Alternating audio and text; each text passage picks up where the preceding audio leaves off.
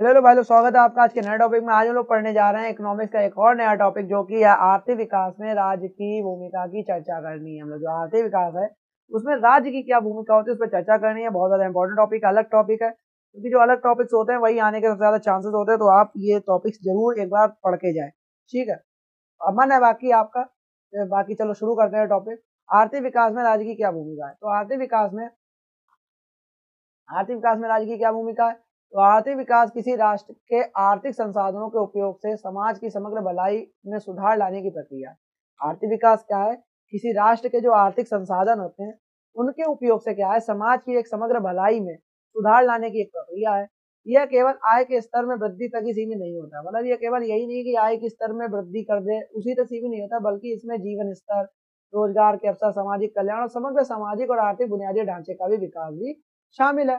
राज्य की भूमिका इस प्रक्रिया में अत्यंत महत्वपूर्ण है। जो राज्य की भूमिका है वो इस प्रक्रिया में अत्यंत महत्वपूर्ण है, क्योंकि राज्य केवल नीति निर्माण में ही नहीं, मतलब नीति निर्माण ही नहीं करता, राज्य केवल नीति निर्माण ही नहीं करता, बल्कि वह विभिन्न योजनाओं, नीतियों और सरकारी कार्यक्रमों के माध्यम से विकास के लक्ष्यों को प्राप्त करने में सहायक है। और ये क्या है, वो क्या है, विभिन्न जो सरकारी कार्यक्रम है, आज अलग अलग कार्यक्रम चला रही है राज्य, उसको भी विकास के लक्ष्यों को प्राप्त करने में वो सहायक होता है। ठीक है, राज्य की भूमिका क्या है, भूमिका के प्रमुख पहलू क्या है, तो भाई पढ़ लेते हैं हम लोग राज्य की भूमिका के प्रमुख पहलू क्या है। राज्य की भूमिका के प्रमुख पहलू हैं नीति निर्माण और नियोजन, नीति का निर्माण करना और नियोजन करवाना। ठीक है, और राज्य का प्रमुख कार्य है आर्थिक विकास के लिए उचित नीतियां और योजनाएं तैयार करना। राज्य का प्रमुख यही तो कार्य है कि आर्थिक विकास को अगर हमें बढ़ाना है तो वो क्या करे, अच्छी नीतियां बना दे और योजनाएं तैयार कर दे उसके लिए। राज्य की आर्थिक नीतियां जैसे कि वित्तीय नीति, मुद्रा नीति, कृषि नीति, औद्योगिक नीति आदि देश के समग्र विकास को दिशा निर्देश निर्धारित करती है। और जो ये विभिन्न विभिन्न नीतियां बनती हैं, जैसे कि वित्तीय नीति हो गई, मुद्रा नीति हो गई, कृषि नीति हो गई, औद्योगिक नीति हो गई, यही सब तो देश के जो समग्र विकास है उसकी दिशा में दिशा निर्देश, मतलब जो दिशा निर्देश निर्धारित यही तो करती है नीतियां। ठीक है, आगे देखते हैं। तो ये पंचवर्षीय योजना, जब 12वीं पंचवर्षीय योजना मैंने पढ़ी, हम लोगों ने पढ़ी थी, याद होगा आपको। ठीक है, 2014 2017 के बाद वाली थी, नहीं 2014 के बाद वाली थी शायद, हाँ 2013 से 2017 वाली, शायद 2012 वाली थी, कुछ ऐसी था, मतलब 17 तक की थी। तो 5 2 7, हाँ वही होगी 2012 वाली। तो भारत जैसी विकासशील देशों में जो पंचवर्षीय योजनाएं आर्थिक विकास के लिए महत्वपूर्ण होती हैं, तो भारत जैसे विकासशील देश है उसमें जो पंचवर्षीय योजनाएं चली वो आर्थिक विकास के लिए तो महत्वपूर्ण होती है। इन योजनाओं में विभिन्न क्षेत्रों के विकास के लिए लक्ष्य निर्धारित किए जाते हैं। इन योजनाओं में क्या होता है, जो विभिन्न क्षेत्रों के विकास के लिए क्या किए जाते हैं, लक्ष्यों को भी निर्धारित किया जाता है। निवेश और पूंजी की उपलब्धता देखें तो निवेश और पूंजी की उपलब्धता कैसे होती है। राज्य निवेश को बढ़ावा देने और पूंजी उपलब्धता सुनिश्चित करने के लिए कई कदम उठाता है। जो राज्य है वो अगर निवेश को बढ़ावा देने के लिए और पूंजी की उपलब्धता सुनिश्चित करने के लिए क्या करता है, कई कदम उठाता है। इसके अंतर्गत विदेशी निवेश आकर्षित करने, सार्वजनिक और निजी क्षेत्रों में निवेश की वृद्धि और संरचनात्मक सुधार भी शामिल है। मतलब निवेश और पूंजी की उपलब्धता भी कौन कराता है, राज्य ही कराता है। राज्य निवेश को बढ़ावा देने और जो पूंजी की उपलब्धता सुनिश्चित करने के लिए कई कदम उठाता है। कौन कौन से कदम उठाता है, विदेशी निवेश को लाएगा आकर्षित करने के लिए, ठीक है, अब आकर्षित करने, सार्वजनिक और निजी क्षेत्रों में निवेश की वृद्धि बनाएगा और संरचनात्मक सुधार में शामिल है। ठीक है, दोनों चीजें। और क्या करेगा, सरकारी निवेश बुनियादी ढांचे जैसे सड़कों, स्कूलों, अस्पतालों और अन्य महत्वपूर्ण सुविधाओं के निर्माण में महत्वपूर्ण भूमिका निभाता है, जो निजी क्षेत्रों के लिए लाभकारी अवसर पैदा करते हैं। जो निजी क्षेत्र है, अगर मतलब ट्रांसपोर्ट अच्छा रखोगे, स्कूल अच्छा रखोगे, लोग पढ़ेंगे अच्छा, अस्पताल अच्छे होंगे, हेल्थ अच्छी होगी सबकी, तो निवेश वहां पे होगा, आर्थिक विकास ऑटोमेटिक ही होगा वहां, ठीक है, किसी देश का। तो चलो आगे देखते हैं। आगे क्या कह रहा है, सामाजिक कल्याण और गरीबी उन्मूलन। सामाजिक कल्याण और गरीबी उन्मूलन कौन करवाएगा, राज्य के आधार पर होगा। राज्य के लिए आवश्यक है कि वह गरीबी उन्मूलन, असमानताओं को कम करने और शिक्षा और स्वास्थ्य के क्षेत्रों में सुधार करने में कदम उठाए। ठीक है, बहुत जरूरी है ये। और साथ ही में देखेंगे सामाजिक सुरक्षा योजनाएं जैसे कि मंगल दीन योजना, राशन वितरण प्रणाली, स्वास्थ्य योजनाएं आदि गरीब और वंचित वर्गों के सहायता के लिए बनाई जाती हैं, ताकि उनका क्या हो सके, जीवन स्तर क्या हो सके, अच्छा हो सके, बेहतर हो सके। संरचनात्मक सुधार बोले तो जो संरचनात्मक सुधार और संस्थागत विकास होता है, जैसे राज्य आर्थिक और प्रशासनिक संरचनाओं में सुधार करता है। जो राज्य क्या करता है, आर्थिक और जो प्रशासनिक संरचनाएं उनमें क्या करता है, सुधार करता है, ताकि उत्पादन और सेवा क्षेत्र में क्या हो सके, सुधार हो सके। इसमें न्यायिक सुधार होता है, प्रशासनिक सुधार होता है, संवैधानिक व्यवस्था जैसे उपाय शामिल है। क्या कह रहा है, संरचनात्मक सुधार संस्थागत विकास में कि राज्य क्या करता है, आर्थिक और प्रशासनिक संरचनाओं में सुधार करता है, ठीक है, ताकि उत्पादन और सेवा क्षेत्र में क्या हो सके, सुधार हो सके। क्यों करता है, अगर आर्थिक और प्रशासनिक संरचनाओं में सुधार करेगा तभी तो उत्पादन और सेवा क्षेत्र में सुधार होगा। इसमें न्यायिक सुधार भी होता है, प्रशासनिक सुधार भी होगा, लोग अच्छे से मतलब कानून का प्रबंधन करवाएंगे, पुलिस अच्छे से रहेगी, न्याय सबको मिलेगा, संवैधानिक व्यवस्था रहेगी, उसके जो उपाय शामिल है, जैसे संरचना स्ट्रक्चर ठीक रहता है, ठीक है, कोई बदमाशी नहीं कर पाएगा, कोई ठीक से मतलब कोई बदतमीजी नहीं कर पाएगा, कोई किसी का बालू माफिया बने बैठे, जेब माफिया बने बैठे, कोई माफियागिरी नहीं कर पाएगा। अगर न्याय प्रणाली और जो हम लोग की प्रबंधन प्रणाली अच्छी रहेगी, ठीक है, तो राज्य ये कर सकता है आर्थिक विकास की वृद्धि के लिए। संस्थागत ढांचा और न्याय प्रणाली आर्थिक गतिविधियों को बढ़ावा देने के लिए महत्वपूर्ण होते हैं। कैसे महत्वपूर्ण होते हैं? देखो, टैक्स चुरा रहा है, टैक्स कौन करवाएगा? उसके खिलाफ केस हो रहा है, कौन रनअप ले रहा है? जितना जुर्माना है कौन करेगा? न्याय प्रणाली करेगी, क्योंकि निवेशकों को विश्वास प्रदान करवाते हैं। तो अब अगर सुरक्षा शांति रहेगी किसी देश में, तो बाहर से निवेशक आएंगे, वहीं तो इन्वेस्ट करेंगे कि यहाँ लड़ाई झगड़े नहीं होते, मेरा व्यापार का कोई नुकसान नहीं होगा। इसीलिए क्योंकि ये निवेशकों को विश्वास प्रदान करते हैं और व्यापारिक वातावरण में को सुविधाजनक बनाता है। जो ट्रेड मार्क जो है उसको क्या करते हैं? सुविधाजनक बनाते हैं। व्यापार उद्योग के लिए अनुकूल वातावरण बनाना, सबसे पहले क्या जरूरी होता है इसके लिए? व्यापार उद्योग के लिए क्या बनाता है राज्य? एक अनुकूल वातावरण बनाता है, ठीक है। कैसे बनाता है अनुकूल वातावरण? राज्य क्या करेगा? उद्योगों के लिए, राज्य क्या करता है? उद्योगों के लिए अनुकूल नीतियां बनाता है। राज्य क्या करता है? उद्योग होते हैं उनके लिए क्या करता है? अनुकूल नीतियां बना देता है। अनुकूल नीतियां बनाता है, जैसे उधारी दरों में कमी कर देगा, करों में राहत कर देगा, निवेश आकर्षित करने के लिए नीतियां बना देगा। यह न केवल व्यापारिक वातावरण को अनुकूल बनाता है बल्कि रोजगार सृजन में भी सहायक होता है। मतलब खाली यही नहीं है कि खाली जो है व्यापारिक वातावरण को ही बहुत कर्रा बनाए जा रहे हैं, अच्छे से बनाए जा रहे हैं, ऐसा नहीं है।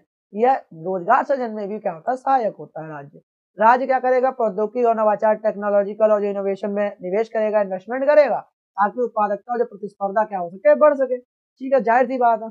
प्राकृतिक संसाधनों का प्रबंधन देखें तो प्राकृतिक संसाधनों का प्रबंधन कैसे करेगा? प्राकृतिक संसाधन जैसे कि जल, खनिज ऊर्जा, कृषि भूमि का उचित उपयोग आर्थिक विकास के लिए महत्वपूर्ण भूमिका निभाता है।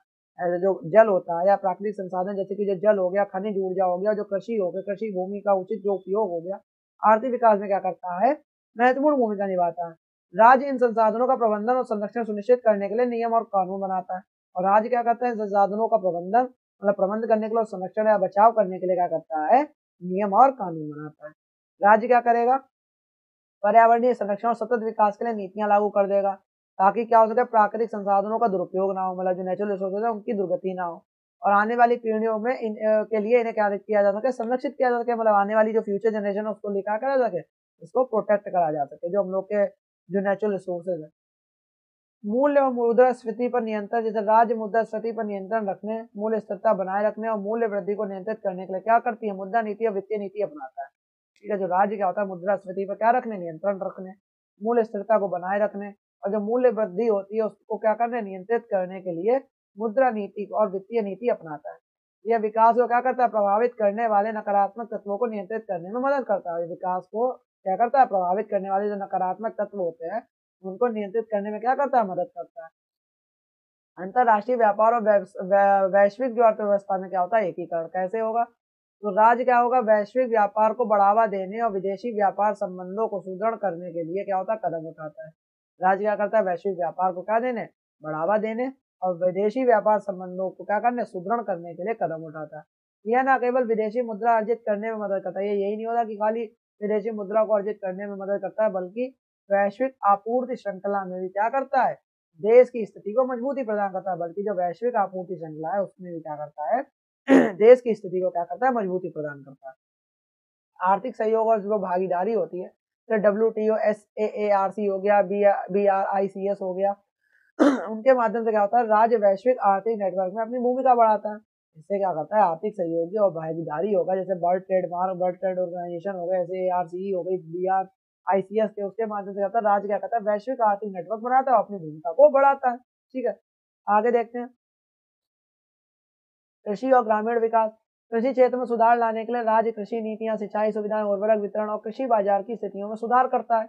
इसके अलावा जो क्या करेगा? ग्रामीण विकास के लिए योजनाएं बनाई जाती हैं, स्वास्थ्य, शिक्षा और रोजगार के लिए आदि क्षेत्रों में सुधार लाती है। सार्वजनिक बुनियादी ढांचे का निर्माण होगा, राज्य सार्वजनिक बुनियादी ढांचे, सड़कें, बिजली, जल आपूर्ति, संचार प्रणाली आदि का निर्माण करता है, जिससे न केवल जीवन स्तर में सुधार होता है बल्कि व्यापारिक गतिविधियों में को भी क्या करता है? सुगम बनाती है, सुगम होती है। राज्य की भूमिका का उदाहरण क्या है? नवीनतम आर्थिक नीतियां, भारत 1991 में आर्थिक सुधारों के तहत राज्य ने उदारीकरण, निजीकरण और वैश्वीकरण की नीति अपनाई थी। मतलब जो LPG की जो नीति थी वो अपनाई थी 1991 में आर्थिक सुधारों के तहत। ठीक है, इसके परिणाम स्वरूप भारतीय अर्थव्यवस्था में तेज विकास हुआ है, विदेशी निवेश में वृद्धि हुई और रोजगार के अवसर भी बढ़े हैं। ठीक है, मुद्रास्फीति पर नियंत्रण रहा है। भारत सरकार और भारतीय रिजर्व बैंक यानी आरबीआई ने मुद्रास्फीति को नियंत्रित करने के लिए विभिन्न उपायों को लागू कर दिया था। जैसे मुद्रा नीति, ब्याज दरों में बदलाव कर दिया, जिससे विकास की स्थिरता क्या रही, मिलती रही, विकास को स्थिरता मिलती रही। स्वास्थ्य और शिक्षा के क्षेत्र में सरकारी योजनाएं, आयुष्मान भारत योजना स्वास्थ्य के क्षेत्र में बनाई गई। सार्वजनिक वितरण प्रणाली पीडीएस और शिक्षा अधिकार अधिनियम जैसी योजनाएं गरीबी उन्मूलन और शिक्षा स्तर को बढ़ाने के लिए लागू की गई थी। ठीक है भाई। उदारीकरण और विदेशी निवेश देखें तो विदेश में विदेशी प्रत्यक्ष एफडीआई जो फॉरेन डायरेक्ट इन्वेस्टमेंट हो रहा है, ठीक है, के लिए राज्य ने नीतियां बनाई। इससे औद्योगिक विकास में तेजी आई है और बुनियादी ढांचे में क्या हुआ है, सुधार हुआ है। आगे देखते हैं तो आगे क्या कह रहा है, आगे कह रहा है इसमें निष्कर्ष में कंक्लूजन में कह रहा है राज्य की भूमिका आर्थिक विकास के में अत्यंत महत्वपूर्ण है, क्योंकि यह न केवल नीतियां और योजनाएं तैयार करता है बल्कि वह समाज की विभिन्न वर्गों के लिए जीवन की गुणवत्ता सुधारने के लिए आवश्यक कदम उठाता है। आर्थिक विकास को प्रभावी ढंग से प्राप्त करने के लिए सरकार स्वास्थ्य, शिक्षा, सार्वजनिक सरकार को क्या करना चाहिए, स्वास्थ्य, शिक्षा, सार्वजनिक सेवा और रोजगार के क्षेत्रों में क्या सुधार लाने के साथ साथ निवेशी बुनियादी ढांचे और वैश्विक आर्थिक नेटवर्क को भी बढ़ावा देना होगा। तो ये हम लोग का कहता है राज्य का आर्थिक विकास में क्या प्रभाव पड़ता है, राज्य का क्या भूमिका है राज्य की आर्थिक विकास में। ये हम लोग का बहुत इंपॉर्टेंट टॉपिक था और मेरे हिसाब से आपको समझ में आ गया। अगर ना समझ में आया हो आपको तो आप 1.5 की स्पीड पे लगा के देख लेना, बहुत अच्छे समझ में आ जाएगा। ऐसे वीडियोज आते रहेंगे, तब तक ले जाए जय भारत।